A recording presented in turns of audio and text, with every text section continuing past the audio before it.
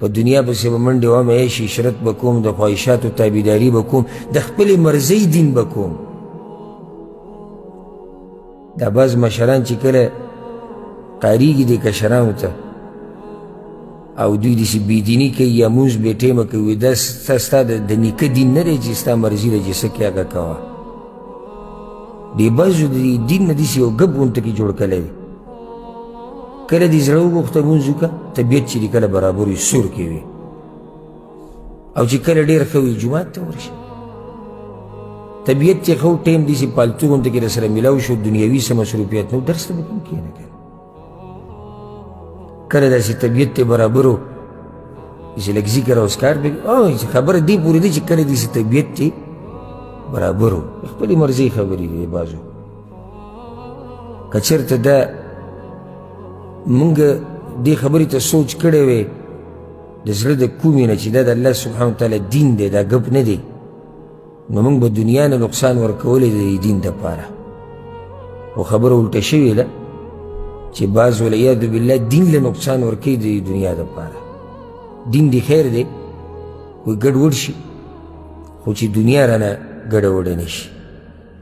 او بعض پکې لا دا وی دین څه تښتي خو نه تښتېدلی دی شتي او پروت دی موږ ته. هر چې دنیا ده نو وي د دې خپل وخت دی.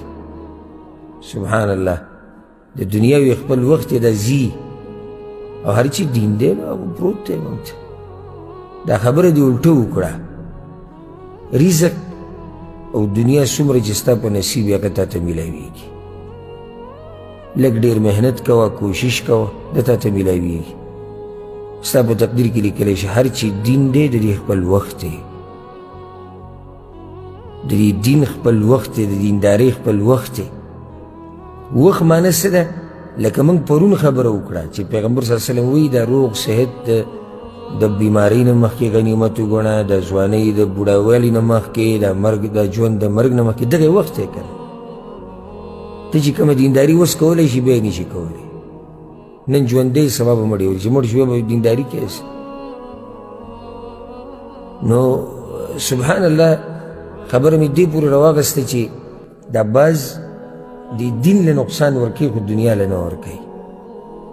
او موږ دا وایو که چېرته زموږ دا دنیا داسې شي که نه چې ذره ذره شي او ختمه شي او امتحانونه او سختې او مصیبتونه او فقر او غریبي او بیماریان او هر څه په یو سړي باندې راشي او دین ورسره وي بیا هم دا سړی روغ رمټ دی.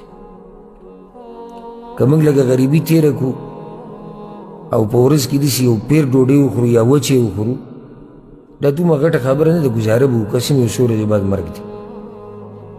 خو که دا دین دې وبیلو که نه نو هغه ژوند دې وبیلو چې هغه ابدي ژوند دی ځان دې تباه و برباد کړو. نو الله په موږ باندې حجت قایم کړی دی او څنګه قایم کړی دی ان زلزلة الساعة شیء عظیم. الله وایي د قیامت زلزله ګوره معمولي مه ګڼئ دا ډېره غټه خبره ده.